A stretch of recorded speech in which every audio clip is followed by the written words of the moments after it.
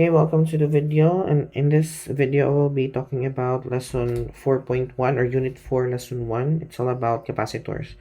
Actually, capacitors no is one of the most commonly used electronic component sa any circuits nga inyong makitaan karon. Like for example, if inyong bungkagon ang inyong mga gadgets din ha, you would see specific kaning components in the circuitry which are called capacitors, and it serves its purpose in the circuitry itself na siya particular nga function nga gikuan kanang gihimo inside your let's say motherboard or circuit board. Okay, so in this lesson we will be learning what is a capacitor, and then how do we define the function of a capacitor, like capacitance, unsay pasabot sa capacitance, and unsay mga specific formulas related to capacitance.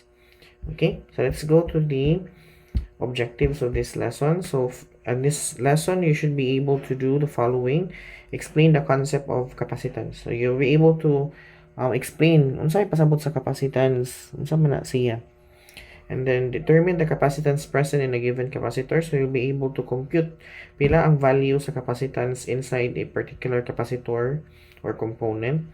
And lastly, calculate the values of unknown variables in problems that relate to parallel plate, cylindrical, and spherical capacitors. So there are different types of capacitors out there, and if we will be doing some calculations or problem solving related to those particular nga kaning formulas, depende sa unsa nga type of capacitors ang atong i-try. So wala ka manilado sa portahan, so lisod siya ang tiguwang. So let's first define what is a capacitor. So a capacitor is a material which is made of two conductors. So if you remember, a conductor is a what do you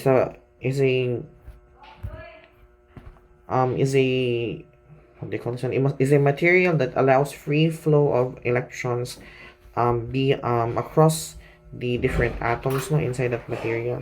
So the electrons itself mo transfer siya, mo flow siya inside the material itself. Okay? So a capacitor has two of those conductors, okay, na nga inside sa kato a particular component. And in between those two conductors, in between atong duha nila, a particular let's say insulator, in this case an insulator is present there. So in between sa duha ka conductor na usa ka insulator or na insulator in between them. Sometimes it's vacuum, like kanang empty space lang yun siya, walay hangin, walay other particles present in between those conducting plates, or napod siya insulating materials pwede pod like paper or something like that, or in some cases, or there are also kaning materials such as dielectrics that also can serve as insulator inside a capacitor. So later na nato i-learn usa ng dielectric. Okay, for now atong focus is just the vacuum lang sa walay kaning insulator magyapon ang vacuum no, pero kanang vacuum sa ang insulator nato for the following nato nga mga capacitors nga ma-encounter. Now if you're if you want to know unsay itsura sa capacitor, these are actually some of the looks of a capacitor. Okay, so if you notice, mura siya baril, o like for example kaning black gani, it's a cylindrical type shape, so mura siya baril. Okay, so muna siya capacitor. You also have kaning spherical, kaning made out of ceramic, kanang color brown, also the yellow one and the blue one. And we also have the other type, which is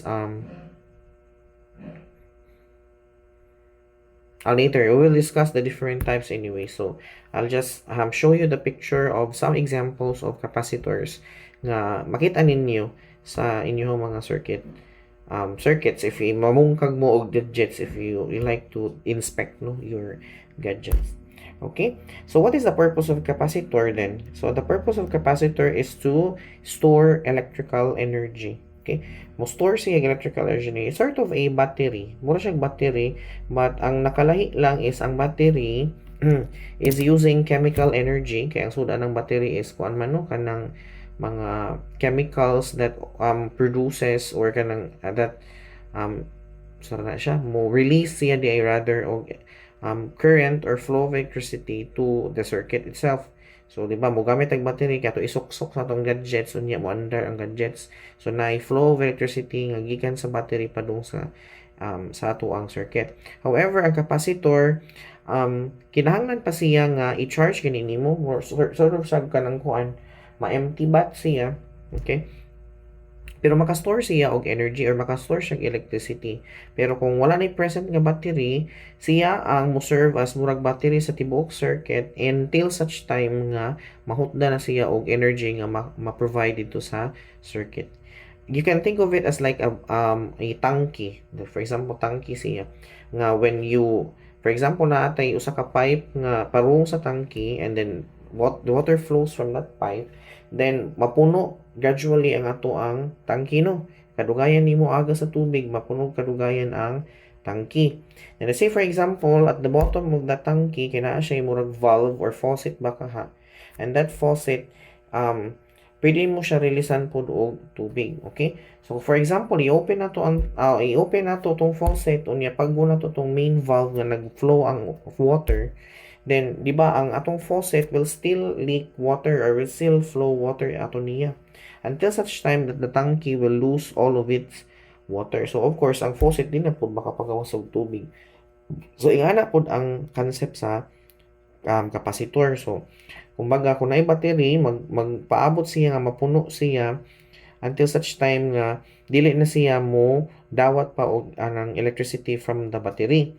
But for example, mawala ng battery sa circuit, then siya mo serve as battery, siya na po provide og kuryente sa tibuok nga circuit. Until such time nga, of course, mahurot man gyud to, maubos po ang iyahang kaugalingong energy.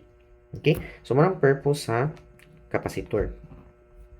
Now, inganing itsura niya, the capacitor is charged with electrons that move between two charged conductors.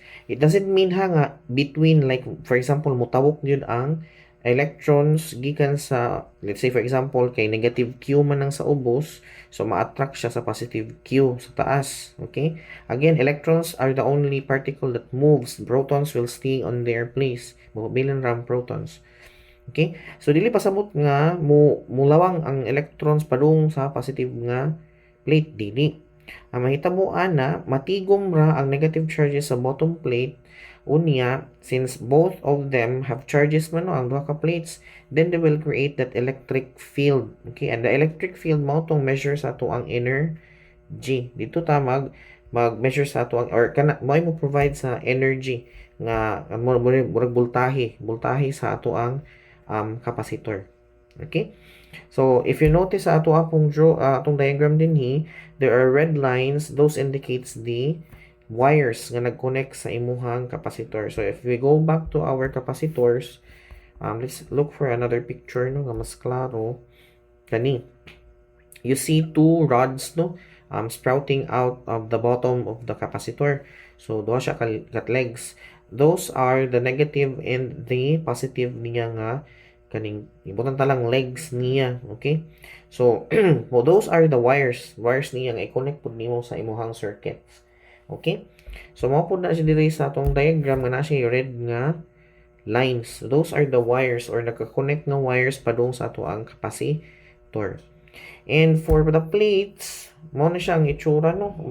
Kay sa kani kay mura siya square but sa inyuhang capacitors is differ siya. Depende siya sa unsay shape sa imuhang capacitor. Managlahi man ang shape sa capacitors as shown in the pictures.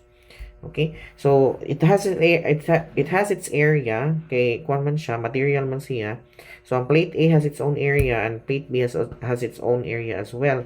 But in some cases, it will be the same rang area ang duha. Okay? And both of the plates, since they do not really meet each other, dili sila mag-abot, then there's a distance between the two plates. So, nasa letter D. If you see in the picture, there is a letter D at the this part over here. Ako lang drawing on. Kaninga part din eh. Okay? You see the D, so that refers to the distance between the two plates. Okay, and later we will be using those concepts in formulating the formula of capacitance. Okay, so the conducting plate that is positively charged with positive charges has greater potential than the negatively charged plate. Okay, so mas taas ang potential, ang electric potential sa imuhang positive plate compared sa imuhang negative plate sa ubos. Okay, so it will create an electric field, no, ang duha ka buok, and the electric field will serve as the energy niya. Okay, sa ato ang capacitor. Sige, next. the amount of the the amount of the charge that a particular conductor can store is referred to as capacitance. So ang the amount of charge, pila nga charge ang ma-store or energy ang ma-store sa imuhang conductor or kanang sa imuhang capacitor, to be more specific, is referred to as capacitance. Iyang capacity to store, capacitance. Okay? And it's measured in farad. Okay? In honor of Michael Faraday. So it's 1 farad is equal to 1 coulomb per volt. Okay? Or you can think of it as pila man ka-amount of charge ang needed para maka-provide og 1 volt. Pila man kaha, nga na siya. Okay? Maka-produce rather og 1 volt. Okay? Mauna siya ang sa capacitance. Again, ang iyang unit of measurement is in farad. So 1 farad is equal to 1 coulomb per volt. Okay? So nga na ang iyang SI unit with its corresponding value. Next, capacitors come in many forms. So, asa akong gingon pa ganina, there are different shapes with our capacitors, no? If you notice atong pictures ko ganina, atong una nga picture, or we can even have this one, dagan kaayo. There are varying shapes sa ato ang capacitors, na ay cylindrical, na ay spherical, na ay and many more. So, you can see it in the pictures anyways. So, we have different pod nga ways of computing for their capacitance. But the most typical type sa capacitors nga inyong makitaan will be the parallel plate type. So, pares po din sa figure ba, na ay duha ka plates, unya, nagatbangay ra sila. Okay? Then, again ha, in between those conductors or duha ka plates, in between those conducting plates, naa siya insulator. But for this lesson, and maybe in the few lessons in unit, it's still in unit 4 rather. In unit 4, it's kaning just vacuum or kanang air, or not really air. Even air does not exist in between them. Vacuum yun siya, or complete emptiness. Murag iyang pagtagad nimo empty. Unsa ba? Sige. Again ha, for this lesson, ang atong i-assume is vacuum pa ang ato ang insulator. Okay? Sige, let's proceed. So, in circuit diagrams, which we will be doing later in, kung maabot na ito nga point ng mga diagrams sa circuitry, then you would notice these symbols. And even siguro sa ato ang sunod nga lesson, kailangan siya circuitry nga diagrams. So, the symbol is just two parallel lines, then na-wire in sa kilid niya. Okay? So, ang kani is for the polarized capacitor. This is for the general ng capacitor, and this is for the polarized capacitor. Okay? Polarized meaning na ay separation of, ato na define as ato ang unit 3. Okay? Polarized means the separation of positive and negative nga charges inside a conductor. Okay? So, mo yung symbol ha. In circuit diagrams, capacitor is signified using these symbols. Okay, so, kung makikita mo circuit diagram, ay makikita mo aning symbol, nga makaunaw na dyan mo nga, this is capacitors. Okay? Next. What is a capacitor and how does a capacitor work? So, again, a capacitor stores energy, a component that stores electrical energy. Okay? And if a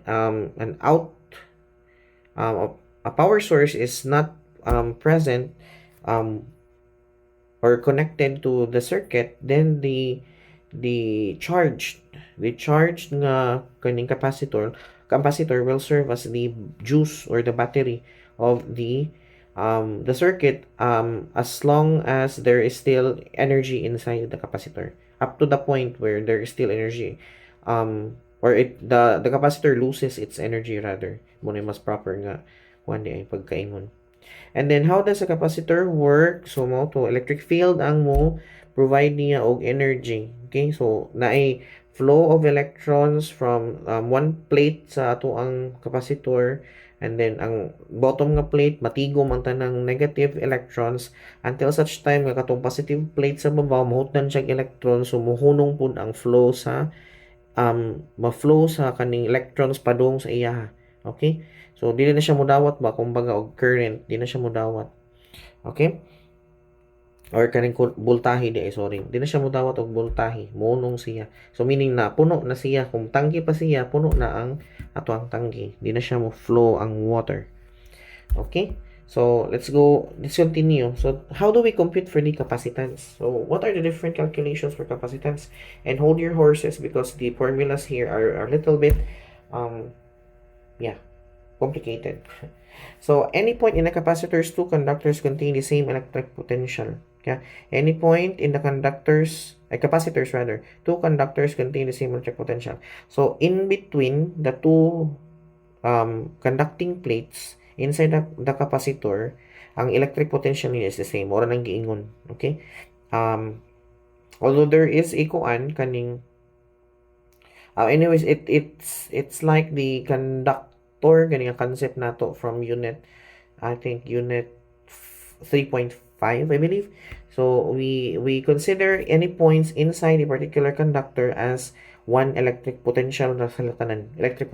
Equipotential surface equipotential surface. So the points, any points at that particular conductor will have equal nga amount of volt. Okay, pareha sa sila voltahe. Next. So in a capacitor, the charge Q and the voltage or the change of voltage are directly proportional to each other. So if there is an increase in the voltage, then there is also an increase in the charge. Okay, kung mataas ang ihang voltage, then the charge will also go up based on our formula here in the slide. So that's Q is equal to the capacitance times the change of volt or the voltage mo ng triangle V, voltage. Okay, so again, the charge and the voltage are directly proportional to each other. So an increase in the charge means an increase as well of the voltage, or in the increase in voltage means an increase in charge. So if we're going to manipulate this, okay, since we're talking about capacitance calculation, then we can rearrange our formula here by, if we isolate the C, okay, capacitance mo itong ipangita. So I will multiply the whole equation by 1 over the change in volts. Okay, so I can cancel the change in volts, but this part here will be multiplied to the Q. So it will become Q over the change of volts is equal to the capacitance. Okay, then remember this one because we will be using this in creating the formula of one of the types of capacitors later. Okay, so that's Q over the change of V, or V alone, you can put V na lang yun, is equal to the capacitance. Okay, mo na siyang formula for capacitance. General formula. Okay, let's proceed. Now, capacitance is the amount of charge necessary to put forth a particular voltage between two conducting plates. Muna akong giingon kaganina sa akong explanation prior to this slide. Okay, so diba, the capacitance is just equal to the charge over the change of the volts, and if you try to analyze this particular formula, it's actually telling you that what is the amount of charge needed to provide or to supply 1 volt to the kaning, or 1 volt energy siguro ang ma-store sa capacitor. Pila man ka ang kinahanglan nga charge dinhi para maka-provide og 1 volt ang ato ang capacitor. Okay, so ingana siya ang concept. Okay, so how the amount of charge necessary to put a particular volt or 1 volt, okay, sa katong conducting plates, so inside the capacitor technically. Okay, so maon iyan na siya ang kaning pag analyze sa ato ang formula for the capacitance. Hence, as the value of the capacitance becomes larger, so kung muna ko ang value sa capacitance, a greater charge is also needed. So kinahanglan pod og kaning mas larger nga amount of charge para mo dako pud ang iyang capacitance, okay, for 1 volt. So you can say nga ang atong capacitance is inversely proportional sa ato ang volt but directly proportional sa ato ang charge. You can say that. Okay? Sige. Let's proceed. So the capacitance is determined according to the shape of the capacitor. So I've already told this kaganina. So there are different shapes, or you can say types of capacitors out there. And the computation or the calculation for the capacitance will be based on the shape of the capacitor. Okay, so Gauss's law will prove to be considerably useful in determining the appropriate symmetry applicable for each geometry.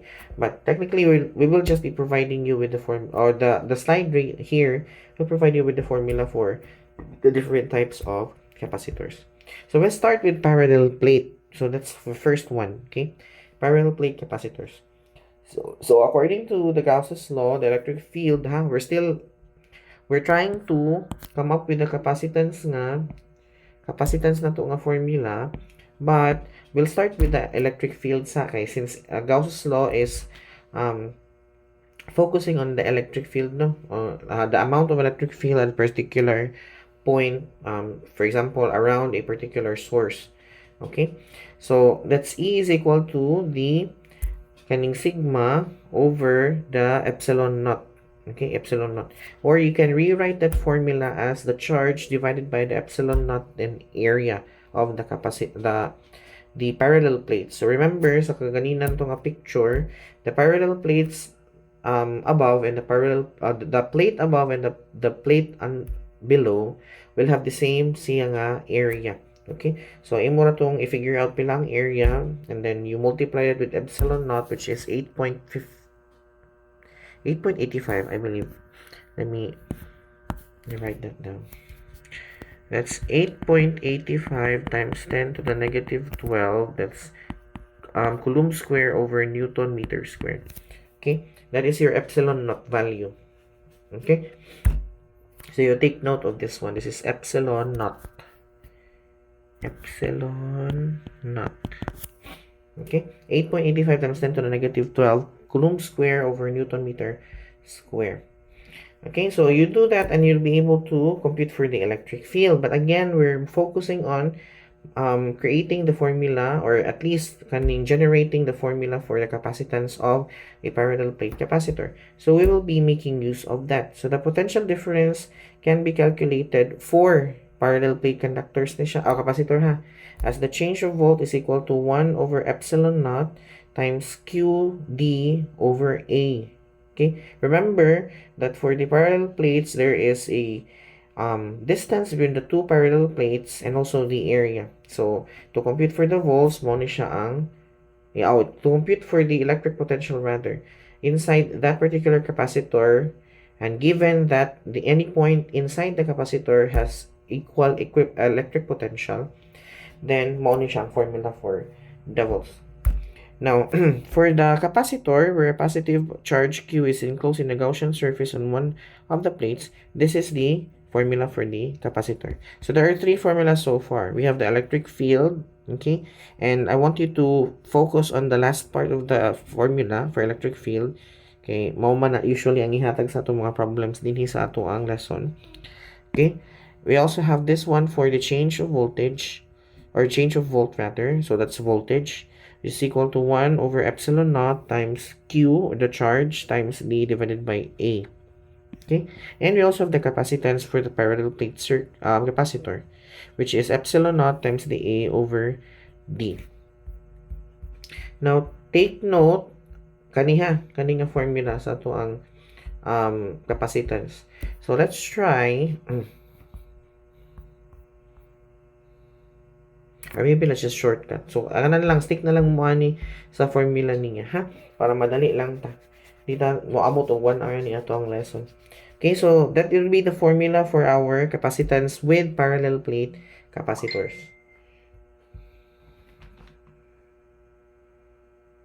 Next, let's proceed with what is the relationship between A and D. Okay, so A and D are actually used no to compute for the capacitance. A refers to the area of the parallel plates. Again, they have the same areas, and D is the distance or the separation between the two plates.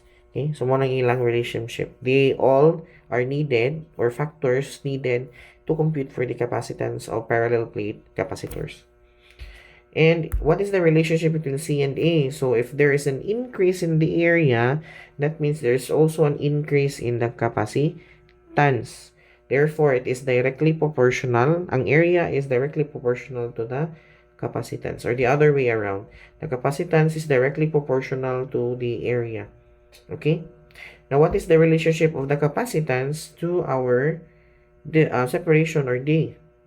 So the capacitance is inversely rather, not directly, inversely proportional to the separation distance between the two plates. Okay, so if there is an increase in the separation, there will be a decrease in the capacitance. So an increase meaning a decrease sa capacitance.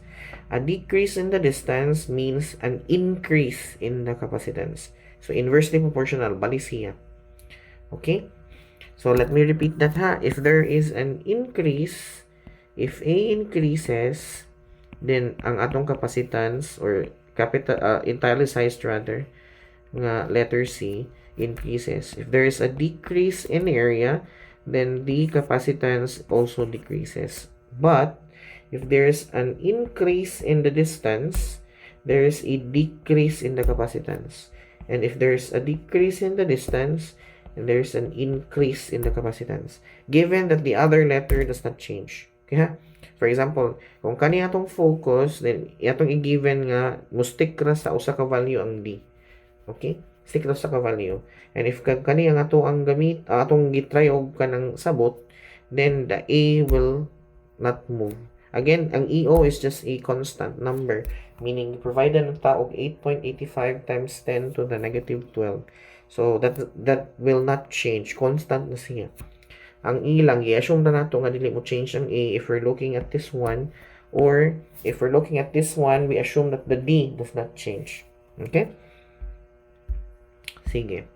Let's go to the next type of capacitor. We have the cylindrical type capacitor, or katong naa sa picture kanina, itong mura og baril.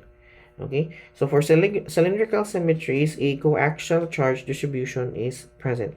Okay? So coaxial meaning na ay certain center sa ato ang particular cylinder, and ang ato ang electric field ana niya will go to a straight line but radially siya, or within an axis, mag-follow siya og axis. Okay? So mo nang if you look at the figure nato, the arrows are pointing padung sa surface sa ato ang duha ka cylinders. We have the inner cylinder and we have the outer cylinder. Kanang hanap nga yellow, kanang dark yellow nga susud. Okay? And then we have the lambda nga symbols out there. So that represents the positive nga charge, or katong plate nato nga positively charged, and katong outer is the negatively charged nga plate. Again, they still follow the two plate nga scenario. Okay? Although ang iyang forma sa capacitor is in cylindrical or cylinder. Sige, let's proceed. Now, to compute for the capacitance for this setup, or this type of capacitor, then that is the formula. And again, I told you that the formula is a little bit challenging. Okay, so you will be using a natural log here. So the capacitance is equal to 2 pi epsilon naught.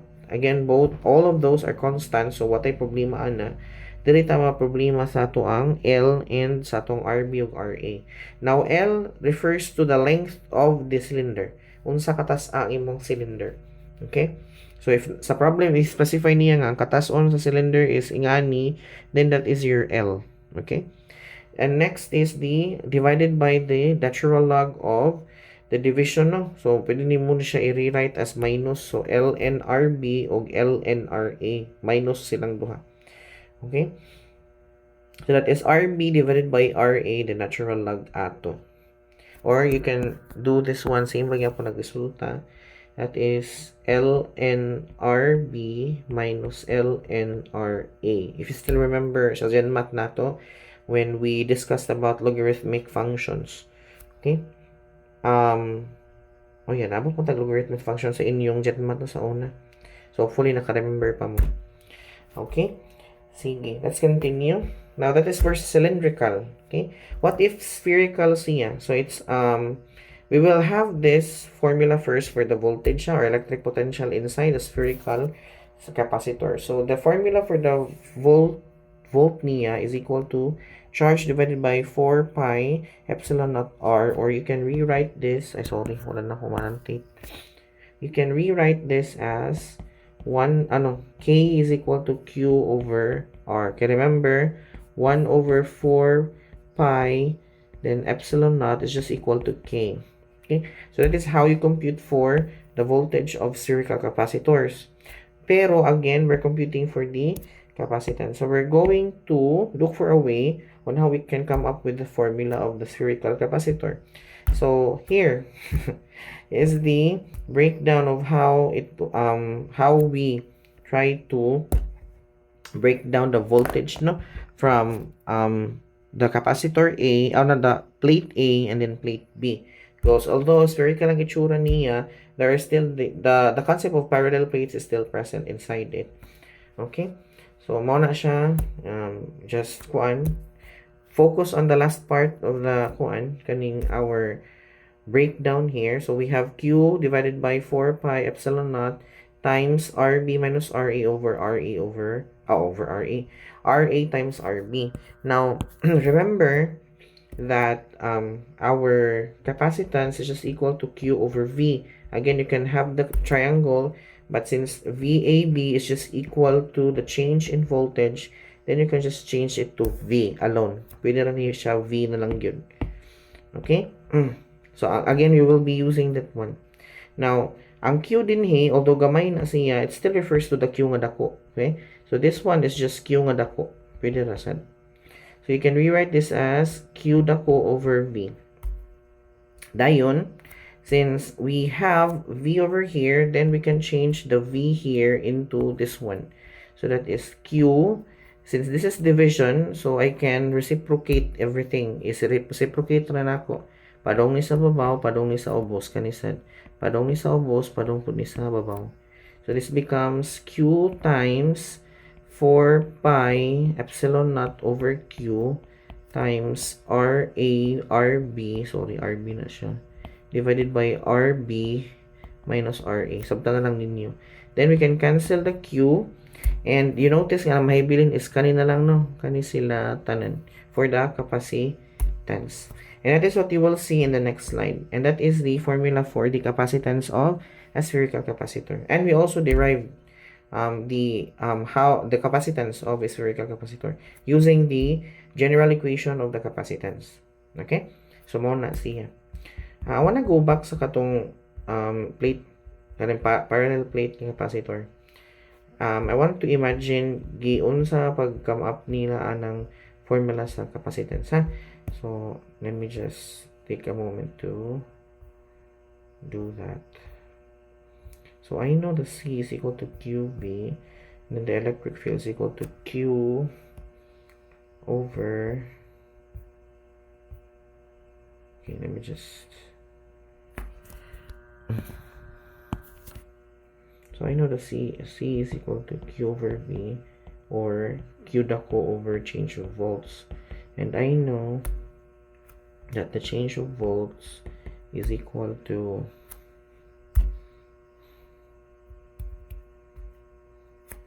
one over 4 pi epsilon naught times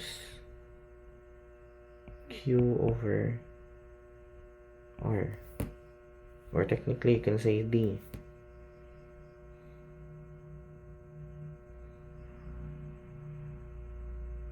Sige, this is my assignment, ha. I have wala na ko naino nga ako bitaw ni ikuan. I-try understand ang pagkuha sa capacitance ng formula. But anyway, let's go to that.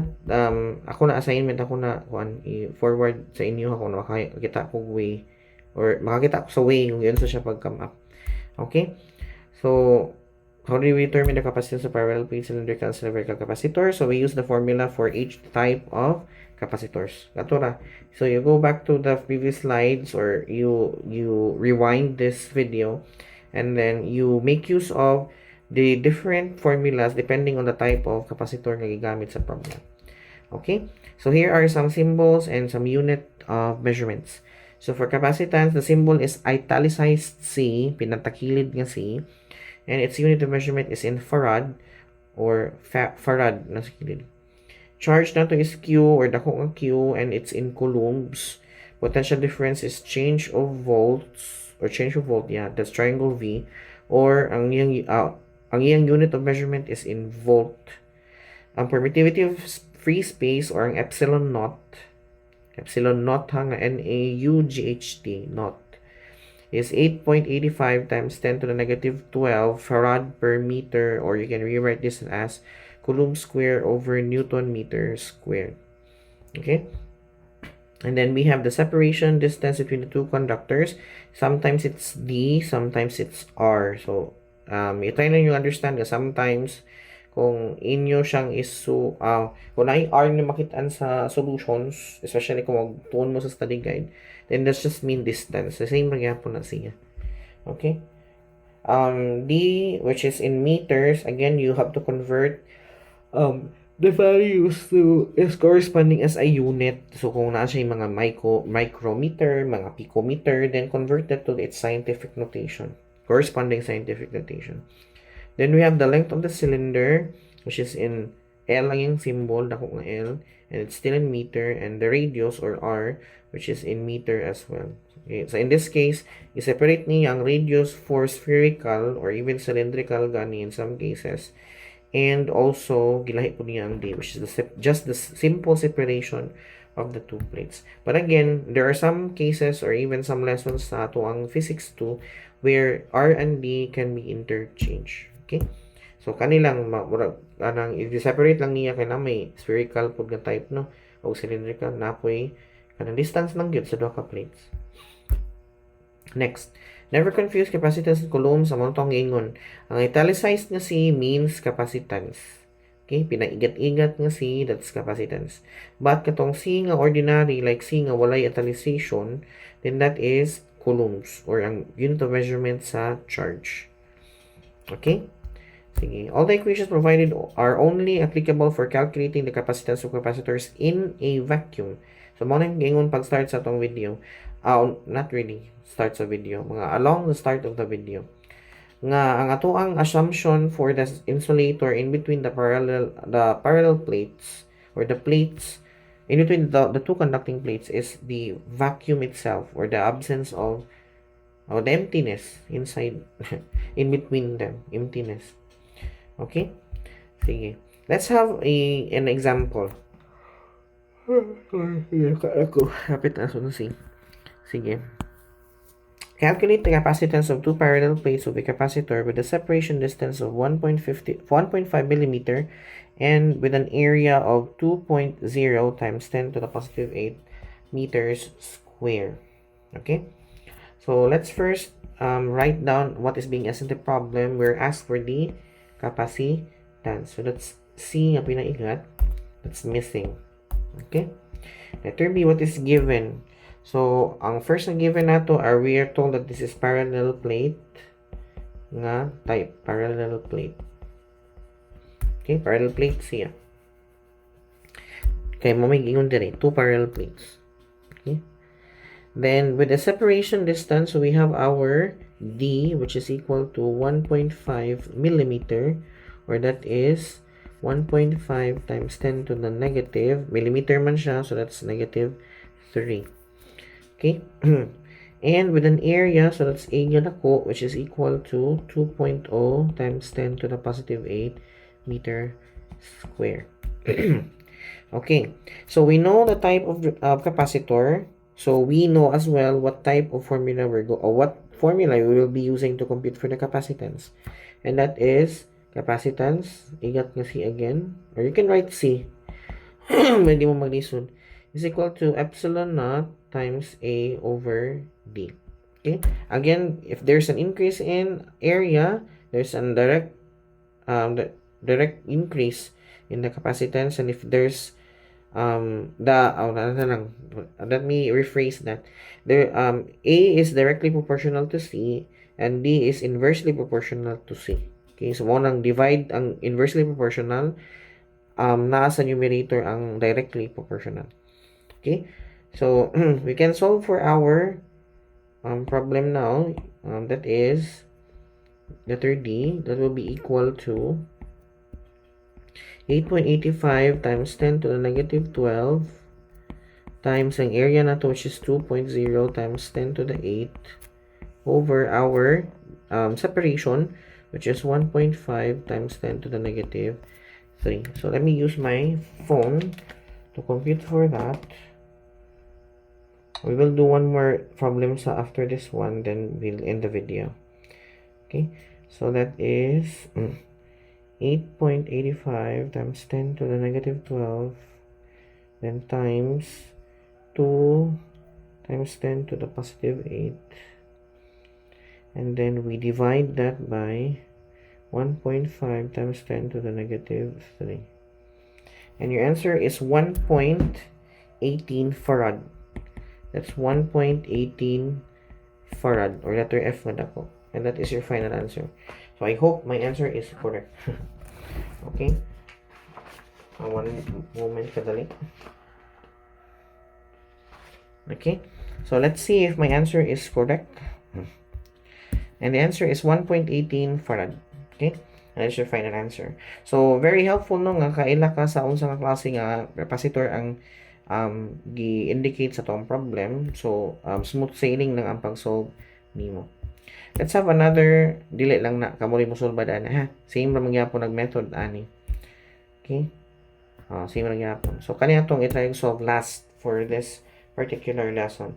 So solve the potential difference of a battery connected to a capacitor that consists of two parallel plates with an area of 2.0 centimeter square and a separation distance of 2.0 millimeter square. Millimeter na day, sorry. Millimeter square ko no. Millimeter. Suppose that the charge present on the two plates is equal to 4 picocoulombs. Okay? So, saan man nato? So, number 1, let's first write down what is being asked in the problem. Letter A, we are being asked for the potential difference. So, that is change in volts. Muna ang missing. Unya, letter B, unsa may gipa-provide sa ato ang problem. We are provided with two parallel plates nga type of capacitor. So, that is two parallel plates. Unya, with an area, so we're provided with A, which is 2.0 times 10 to the negative, dili mo. That is 2.0 centimeter square. Okay? So, actually, there is a different method in, what do you call this one? Different method of converting this 2.0 centimeter square into meter square. Okay, lahi siya. So, what we're going to do is, let's look for the conversion of meter squares online ha. Ako gamitan ng internet, kaya naman tayo internet. Okay, so let's, centimeter to meter square.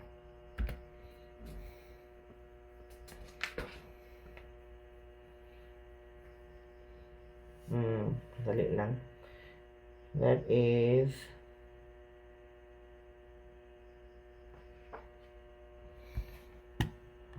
in scientific notation.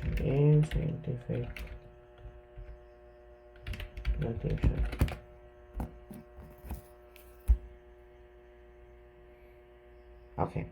So 1 centimeter square is equal to 1 times 10 to the negative 4. Okay.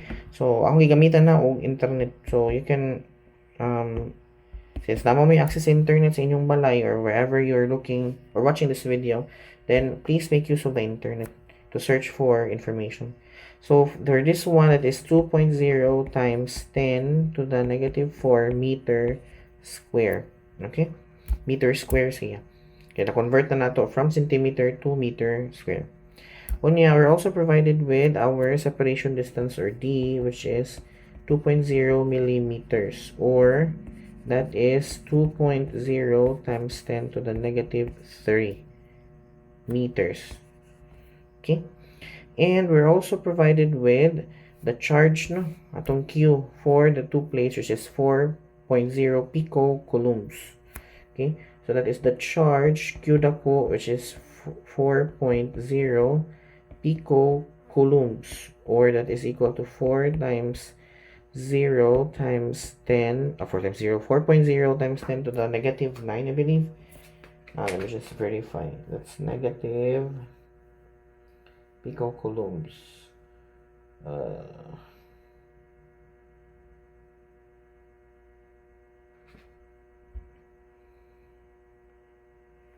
I forgot. Let me just check. Pilang picocoulombs?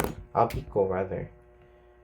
Scientific notation for pico. And that is 10 to negative 12, sorry. 10 to the negative 12. This is in coulombs. Okay?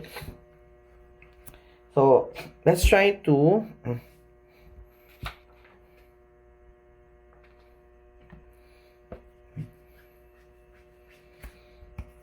know our working equation. Now, remember, ang atong ipangita is the change in volts, and it's still two parallel plates. So, we're still going to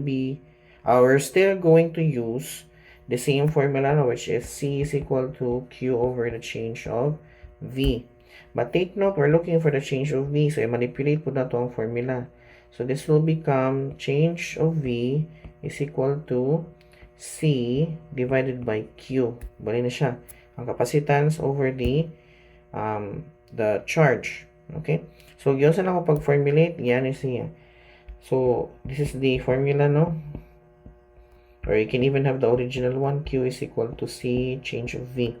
So, to get this one, kaya mo man atong gipangita, ay nabalik yun ay no? Ako, iris one. Na wrong ni siya. Supposed to be that is Q over C. Kaya nagbaylo raman sila ni change of V. Okay? So, in order for us to isolate this over here, atong button is i-multiply the whole equation by 1 over, no, change of V man ako ipangita. Nabuing na. Going to multiply the whole equation by 1 over C. So, I can cancel out the C, and then we can multiply the capacitance to our charge. So, mao siya nga Q over C, or I'll show it to you na lang.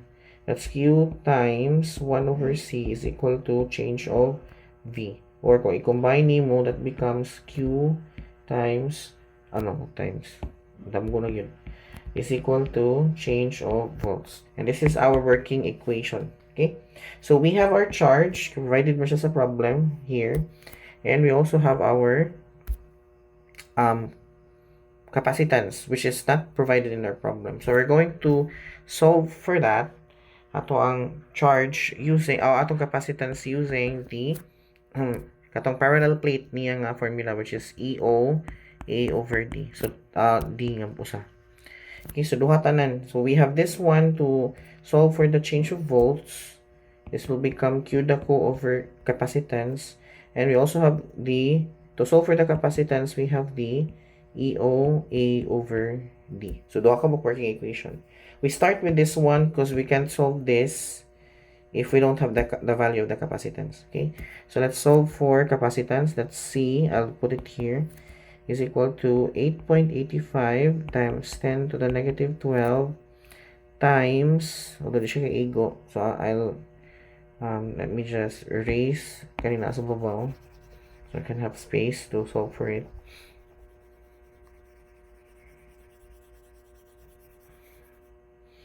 Okay, so let's go back.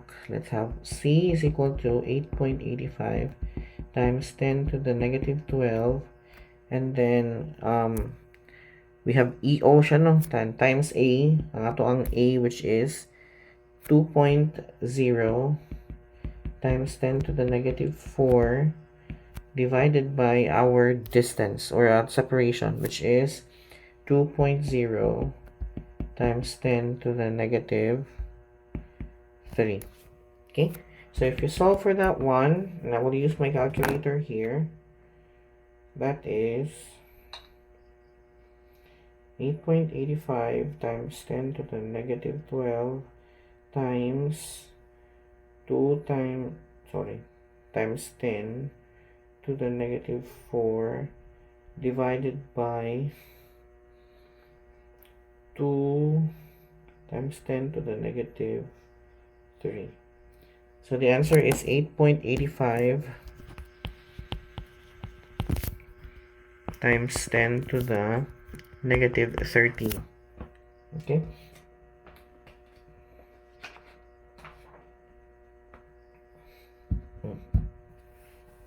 And then afterwards, since we have the on the capacitance naman, we can proceed with the change of volts, which is just Q over C. And the charge here is, that's 4 picocoulombs, okay, which is 4 times 10 to the negative 12 over, that's 8 point, sorry, what happened there?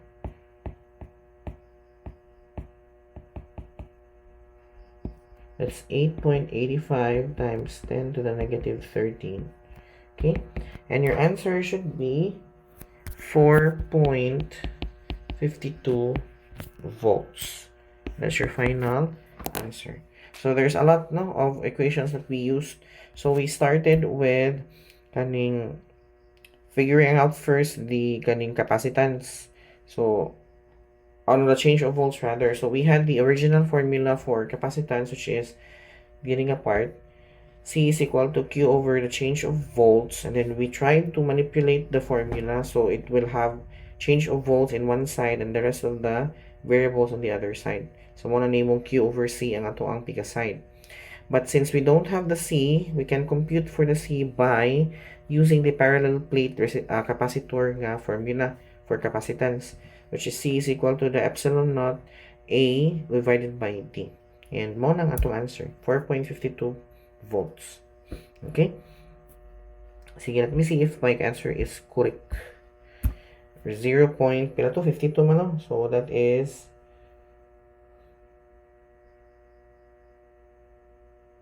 this is actually incorrect ang na-provide sa inyuhang nandun sa slide. The answer is still 4.52 volts. Sakto to ha. Ang diri lang ang nasa iyo wala may edit sa ato ang Quipper. Okay? So that is it for the problem solving, and you have another example here. You can do the same same approach sa pag-solve nato sa number second example. And we also have another example, so I'll leave that for your practice. So please try to practice and try to solve this one using your understanding of the lesson. So if you have any question regarding the concepts, if you have any confusion somewhere in the video, please send me a message and I'll try to answer your question as soon as I can. And that is it for the video. I hope you learned something out of it, and I'll see you on the next one. Goodbye.